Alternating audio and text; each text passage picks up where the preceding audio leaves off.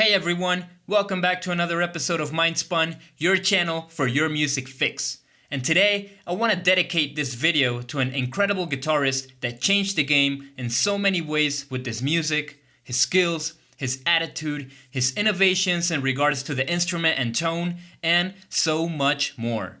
We are talking about Edward Ludwig Van Halen, more famously known as Eddie Van Halen.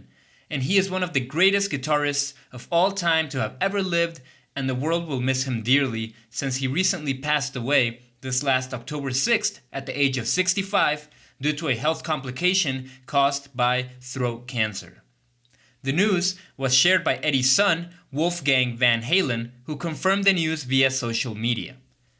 I can't believe I have to write this, but my father, Edward Ludwig Van Halen, has lost his long, arduous battle with cancer this morning. He was the best father I could ever ask for. Every moment I have shared with him on and off stage was a gift. My heart is broken, and I don't think I will ever fully recover from this loss. I love you so much, Pop. Now, Eddie's loss was felt massively throughout the music community, and I wanted to share some words from his musical peers and close friends. Starting with John Mayer. Eddie Van Halen was a guitar superhero, a true virtuoso, a stunningly good musician and composer. Looking up to him as a young kid was one of the driving forces in my needing to pick up a guitar. I was so blown away watching him exert such control and expression over his instrument. Learning to play the guitar taught me so many things, but still absolutely nothing about how to play like Eddie Van Halen. And for that reason, I never stopped watching him in adolescent awe and wonder, and I promise you, I never will. So very sad to learn of his passing. My love to his family, his bandmates, his friends, and his crew. EVH forever. Recording engineer and periphery bassist, Adam Nolly Getgood. I remember reading about Eddie Van Halen in magazines before I had ever heard his actual playing. In a way, I wish I had been able to experience hearing Van Halen first for the first time without having any prior knowledge or expectations, as blown away as I was.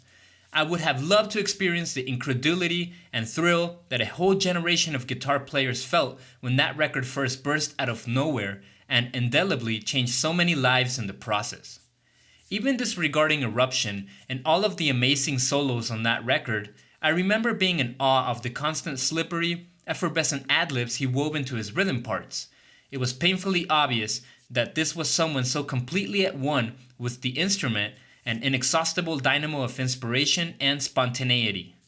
For what it's worth, I guess I got my moment of unanticipated brain melt when I first heard Spanish Fly a few years later. To this day, I think there's something about hearing Eddie's hands rip around that poor nylon string guitar recorded in such a raw and intimate way that is somehow even more devastating than hearing him plugged into his stacks cranked to 10. Beyond this music and playing, the PB5150 is a high-gain amp that defined my dream guitar tone. I have always and will always measure every other amp against the 5150. Not only did Eddie change the world with his early guitar tones, he also defined the sound of the next generation. It is no exaggeration that hearing the guitar sounds made with these amps on heavy records in the early 2000s led me down the path of becoming a recording engineer to where I am today. And for that, I am eternally grateful. And last but not least, Steve Vai. Feeling deep sadness and overwhelming appreciation. The appreciation and love for him is bigger though. Let's take a minute and try to imagine our world if he never showed up. It is unthinkable. Thank you, King Edward. You are deeply loved and will be missed. Now, I just wanted to share a few. There are a lot of other posts that were made by fellow musical peers and friends, but these were the ones that got to me. And now for some background on Eddie's early life. He was born in Amsterdam, Netherlands. Edward Ludwig Van Halen was the son of Jan Van Halen and Eugenia Van Halen. He has always been surrounded by music since he comes from a musical family. His father Jan was a Dutch clarinist, saxophonist, and pianist. In 1962, the Van Halen family moved from the Netherlands to the United States, settling in Pasadena, California. And Eddie and his older brother, Alex Van Halen, were naturalized as U.S. citizens. The brothers learned to play the piano as children starting at the age of 6. And an interesting fact regarding Eddie is that he was never able to read music as he stated in an interview. Instead, he learned from watching and listening. For example, during recitals of Bach or Mozart, he would improvise. And from 1964 through 1967, he won first place in the annual piano competition held at Long Beach City College. Afterward, the judges would comment that he had an interesting interpretation of the classical piece. His view was, "What? I thought I was playing it correctly." And even though he was talented on the piano, playing the piano did not prove to be challenging or interesting to him. Consequently, while Alex began playing the guitar, Eddie bought a drum kit for himself, delivering newspapers, and Alex would sneak over and play them. Eventually, Eddie found out about it, and after he heard Alex's performance of the Surfaris drum solo in the song Wipeout, he decided to switch instruments and began learning how to play the electric guitar. And according to Eddie, as a teen, he would often practice while walking around at home with his guitar strapped on or sitting in his room for hours with the door locked. And at a very young age, Eddie and his brother Alex formed their first band with 3 other boys, calling themselves the Broken Combs, performing at lunchtime at Hamilton Elementary School in Pasadena, where he was in the 4th grade.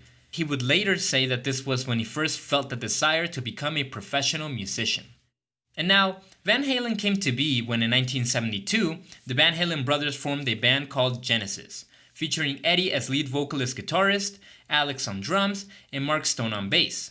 They initially rented a sound system from David Lee Roth, but decided to save money by letting him join in as lead vocalist even though his previous auditions had been unsuccessful. And by 1974, the band decided to replace Stone, so Michael Anthony, bassist and lead vocalist from local band Snake, was auditioned.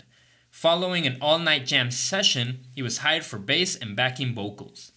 The band later changed its name to Mammoth when they discovered the name Genesis was already being used. In 1974, Mammoth officially changed its name to Van Halen. And upon its release, the band's album Van Halen reached number 19 on the Billboard pop music charts, becoming one of rock's most commercially successful debuts.